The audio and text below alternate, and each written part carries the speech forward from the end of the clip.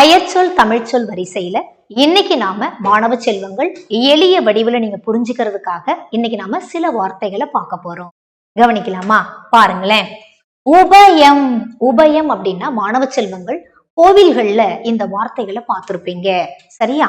அதாவது கோவில்கள்ல அதாவது நன்கொடையாக தரப்பட்டவங்க, அதாவது நன்கொடையாக தரப்பட்ட பொருள்கள், சரிங்களா? அந்த நன்கொடை கொடுத்தவங்க யாரு அப்படிங்கறது விவரம் பாத்தீங்கன்னா தகடுகள்ல அல்லது பாறைகள்ல செதுக்கி வச்சிருப்பாங்க, பார்த்திருப்பீங்க. சரியா? இனிமே கவனிங்க.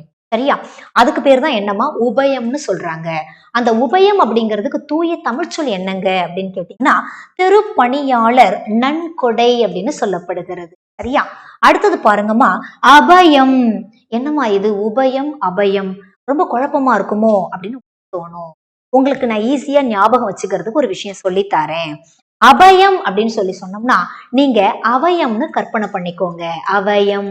ஓகே, கோழி அவயம் இருக்கும், உங்களுக்கு தெரியும் இல்லையா? அவயம் இருக்கக்கூடிய அந்த காலம், அதோடைய அந்த பேரு காலம் சொல்லுவாங்க இல்லையா? அந்த காலத்துல கோழியை நீ தூக்கிட்டு போய் எட்ட விட்டா கூட திருப்பதி எங்கம்மா வரும்? அவயம் இருக்கிற இடத்துக்கு தான் வரும் இல்லையா? அப்போ அந்த பேரு காலம் முடிகிற வரையில அதுதான் என்னதுமா? புகலிடம். ஞாபகம் வச்சுக்கலாமா?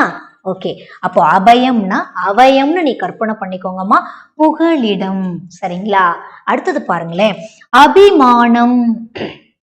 இதனா என்னுடைய அபிமானத்தை நான் தெரிவிக்கிறேன். அபிமானம் அப்படின்னா அன்பு அப்படின்னு சொல்லப்படுகிறது தூய தமிழ் சொல்.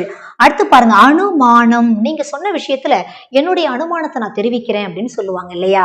அப்ப அனுமானம் அப்படின்னா அதற்குண்டான தூய தமிழ் சொல்மா கருதுகோள். சரியா? இதை நீங்க ஈஸியா ஞாபகம் வச்சுக்க ஒரு சின்ன ஷார்ட்கட் சொல்லட்டுமா? அபிமானம் தானே. அபி எப்படி இருப்பா? அன்பா இருப்பா எல்லார்கிட்டையும். சரியா? அனு எப்படி இருப்பா? கருத்தா பேசுவான்னு ஞாபகம் வச்சு.